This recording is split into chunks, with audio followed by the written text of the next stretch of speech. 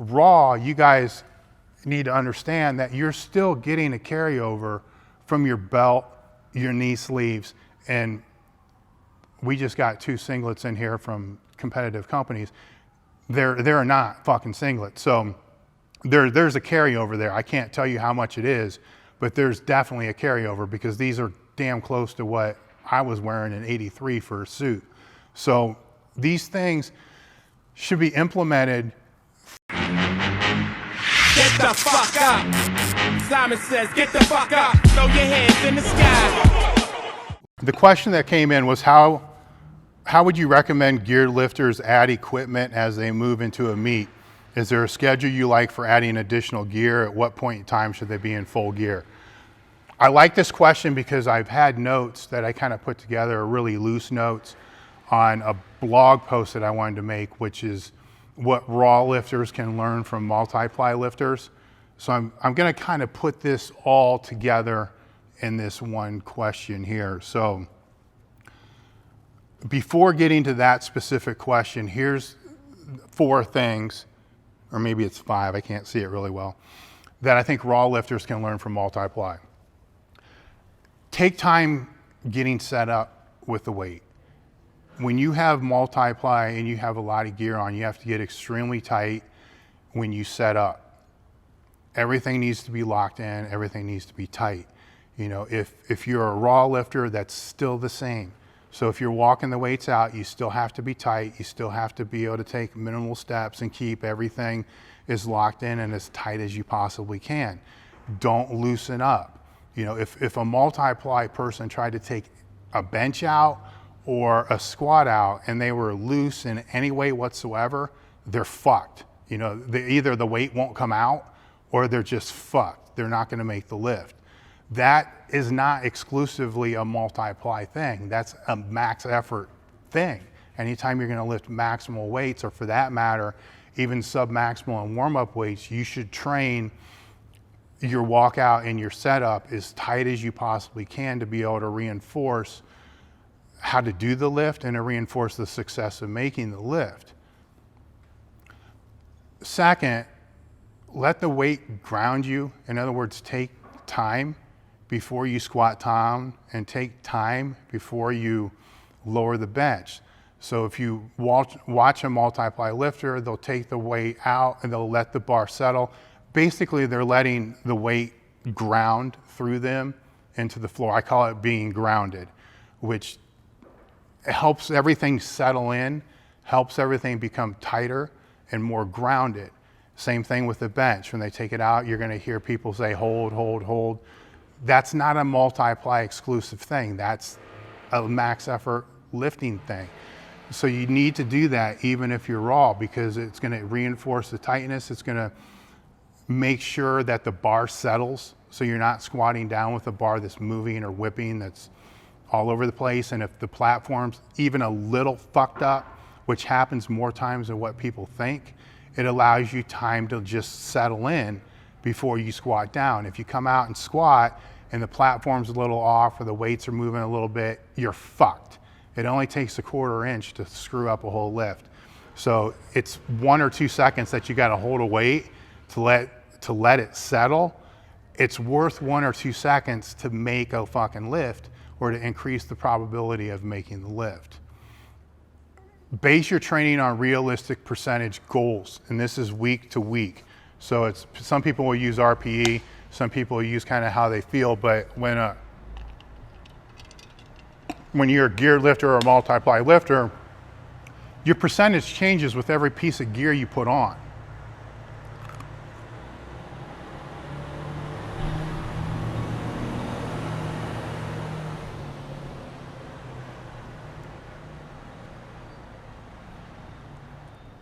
Had to break because of a truck going by. We will be in a new location here within the next month or 2, and we won't have to deal with fucking drills, trains, and trucks. So we'll have a quiet atmosphere. So these will be a lot better, but. The train's still pretty close though, right? The train is still pretty close. So we might still have that. We don't want to lose the gain train. Anyhow, back to the percentages. The realistic percentages. Anytime you put gear on, it's going to change your percentage sometimes significantly, sometimes not so much. So you have to keep that in mind if you're programming a lifter throughout block or especially any type of linear periodization, because the strength of what somebody can squat raw compared to what they can squat with briefs, compared to what they can squat with briefs and a suit, compared to what they can squat with briefs and a suit with straps up, compared to what they can squat with briefs, suit, straps up, and wraps. All those are different. So all those kind of influence the training as far as what percentage is going to be used. This is where I think linear periodization is really, really hard to use, because it's really hard to figure out what those percentages are going to be across the board. Block would be a lot easier because you can block in phases for when that gear was going to change and what gear is going to be added. Conjugate, I'm biased, so conjugate works for everything better. So I'll put my bias out there. I think it's easier, and it's not really even an issue when you're dealing with things like this. Because max effort work is still max effort work, and speed work, you really don't use a lot of gear for that anyhow. But this is a huge consideration when even single ply lifters are training for a competition, because they're not going to do the whole 12 or 16 week cycle with their suit, straps up, and wraps. They're going to progressively put gear on as the weeks go by. The next item is to know when it's time to mentally lock into the lift. If it's your work set, that work set starts, in my opinion, when you hit the chalk pool. So a lot of people consider the set starts when you get under the bar, and that's false. The set starts when you're at the chalk pool, because that's when your focus needs to start to become on point, and you need to make sure your mind is right when you get to the bar. As soon as you grab the bar, the lift has started, for 100% sure. You can disagree with me on the chalk pool, but as soon as you grab the bar, you need to be focusing on how are you squeezing the bar? How tight are you squeezing the bar? What body position are you putting yourself in when you get under the bar? Where are your feet? Where are your hands? Where's your head? Where's your back? What needs to be flexed first? And a lot of this has variance based upon what coach you work with and in your individual needs. But there's a whole checklist of shit that has to happen before you take the weight out. That's all part of the lift. So the lift doesn't start when you pop the damn weight out. It's probably 3/4 done by the time you pop the weight out. I can tell personally in a meet when somebody takes the weight out 9 out of 10 times if they're gonna make it or miss it. And anybody that's been in the sport for a couple decades will agree with me 100%. You can just tell. I can't tell you how I can tell, but you can tell by how they approach the bar, you know, how they took the bar out, what it looked like, you know, what their nonverbals looked like. If you can have somebody that's just going completely ape shit and it's way off the ball, I know they're gonna miss because it's too much, you know, and they can do too little and I know they're gonna miss. It's just, you have to mentally lock into the lift. I don't see this being as big of a problem with multiply people because they're fucking mummies when they get to the chalk pool. I mean, they can't move. You know, somebody else has to fucking put them under the bar. So everything's locked, everything's tight, and you kind of mentally have to check out because the gear fucking hurts. So they're locking in a lot sooner. So that's something I think raw lifters can learn from multiply, is to get your shit together at the chalk pool and keep it focused until you get under the bar or until you take the bar out or until you pull. It's about lifting the most weight. It's not about anything else from that. You know, shit needs to get serious from the chalk pool forward. I don't give a fuck what you do before then. But from then forward, it has to be serious and it has to be focused. If you're fucking around doing stupid shit, then you're not focusing on what you're supposed to focus on, and you're increasing the likelihood of you missing the lift or being, you know, distracted or getting hurt. Now, how to cycle into the gear It depends on what gear is being used. If it's single ply, multiply, and it also depends on how tight they're wearing the gear. You know, some people wear single ply gear that's really, really, really fucking tight, you know, tighter than what the multiply is, because that's what it really needs to be, because it's not multiply. So to get the higher carryover, it's gonna have to be a lot tighter than what somebody would wear multiply. It just kind of is what balances it out. And you should keep in mind that, you know, the single ply bench shirts, a lot of multiply people use single ply bench shirts because they're getting the bigger carryover out of those than they're getting out of the multiply. So we're just gonna say gear is gear. I don't personally like to have people in full gear. Really, if it's a squat, more than one session, and that would be, you know, if it's multiply, briefs, suit, straps up, and knee wraps. Now, straps up and briefs, 2, maybe 3 sessions, and not the last session. The last session would be a reload, deload, whatever you want to call it. That would be the last one. So typically just briefs or just the suit, because the weight's going to be lighter, and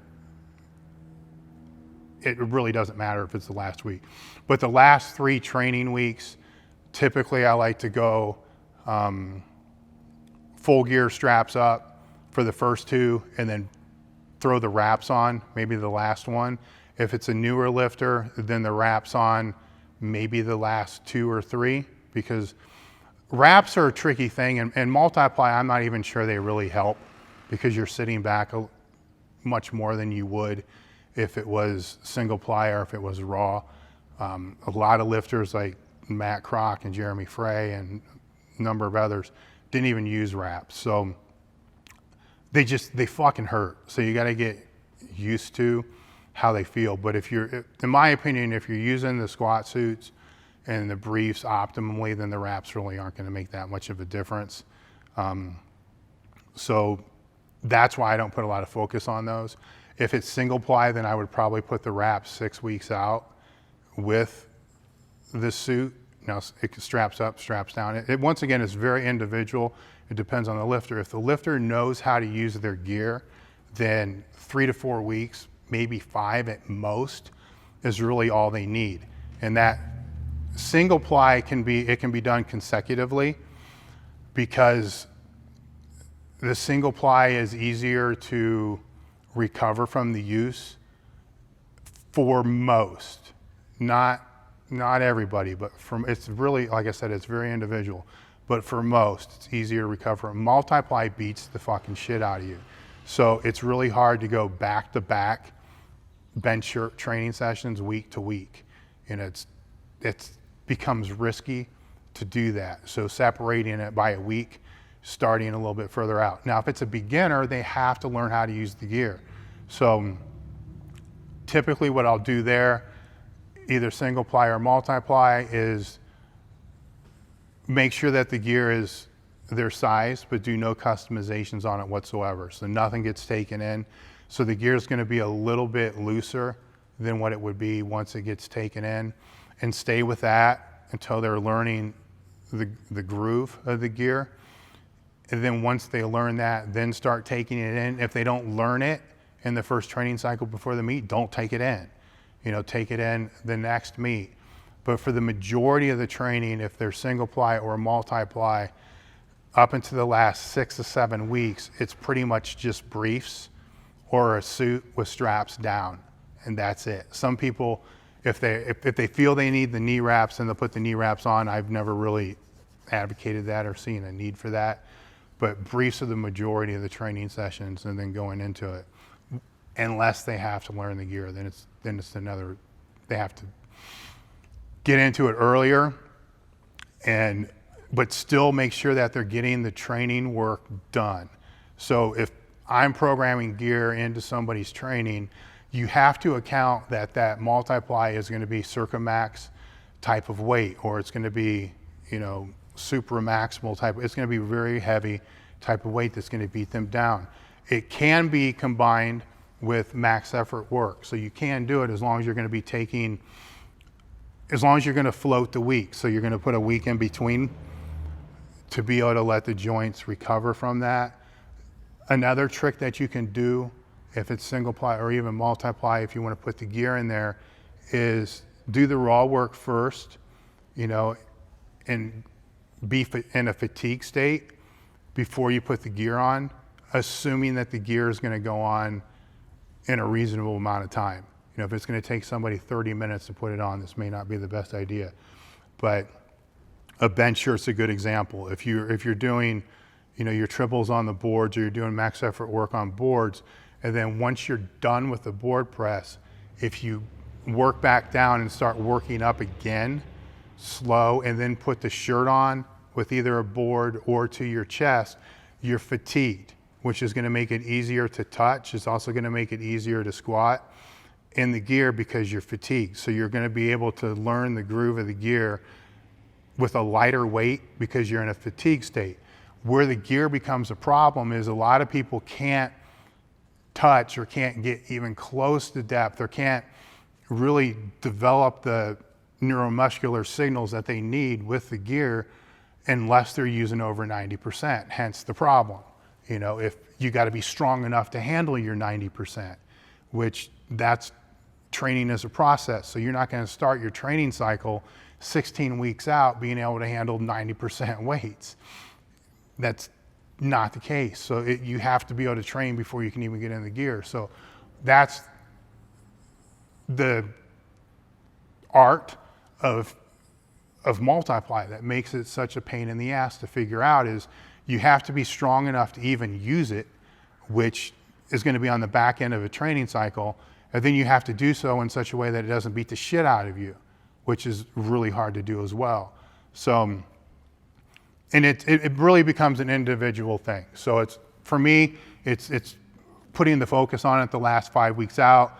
Wow, if it is strictly a single ply or strictly a multiply, I would probably put them in some type of gear at least once a month throughout the whole year, just to be able to keep the groove the same when they're training them in the gear. Now, if you're raw, something that I think that you can learn from multiply lifters and single ply lifters as well is all of them add gear as the meet gets closer. Some of them may start with wraps, then add briefs, and then add the suit. Some of them may go more the route that I'm talking about, start in the briefs, then add briefs and suit, and then put the wraps on. But there is a sequence in regards to how it's being introduced over the 12 weeks or 16-week training cycle. Raw, you guys need to understand that you're still getting a carryover from your belt, your knee sleeves, and we just got 2 singlets in here from competitive companies. They're not fucking singlets. So there's a carryover there. I can't tell you how much it is, but there's definitely a carryover because these are damn close to what I was wearing in '83 for a suit. So these things should be implemented throughout the training cycle at different times. You shouldn't start week 1 with your knee sleeves, belt, and singlet